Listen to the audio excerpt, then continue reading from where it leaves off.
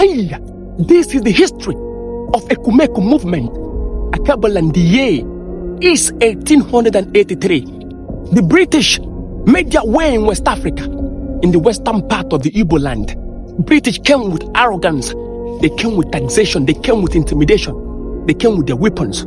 They expected men who bow down in shame, men who they will easily conquer, men who will give up their land.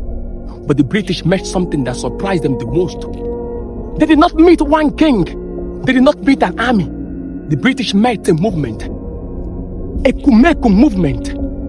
The British had guns and cannon, they had intimidation, they had backings of empires. But these native fighters had their shield and their spear. But beyond the shield and the spear, they had the backing of the ancestors. They had the backing of ancestral heritage, straight down to ancestral pride. They were ready to defend their land. Akebulan, because this land is theirs, they moved like shadows. They fought. Ekumeku movement was the Guerrilla Resistance. The Igbos in Nigeria call it Aha Onwo or Na, meaning fight and run. Akebulan, it was a strategic one and highly disciplined. Ekumeku fighters disappeared like shadows. They disappeared like shadows that the British could not see them easily because they knew their land and they fought with pride and heritage.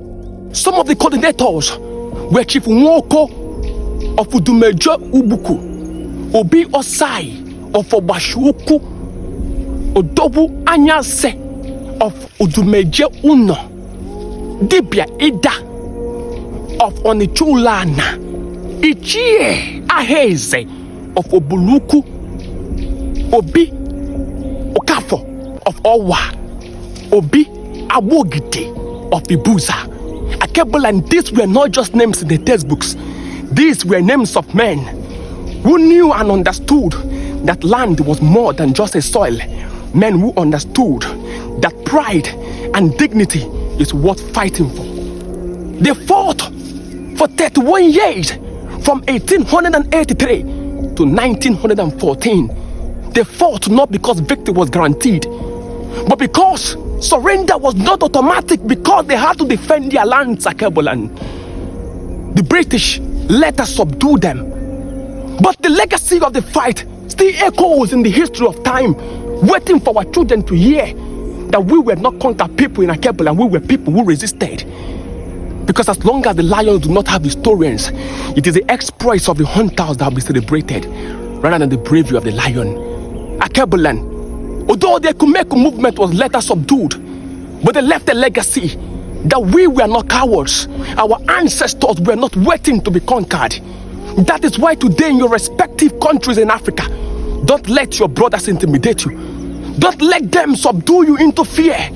Because your ancestors fought colonial powers, why can't you now fight those who subdue you in your respective Akebulan nations? Fight for your right, because your ancestors fought colonial power. The history of Ekumeku will not be forgotten, because it is not carved in stone. It is written in the heads of men, and people like Tankraya will tell it. Akebulan history do not disappear. No, history waits for the one who tell it. And the Tankraya has been born to tell the story of the ancestors. Akebulan, wisdom, hey, is the principal thing. Odiba, yeah,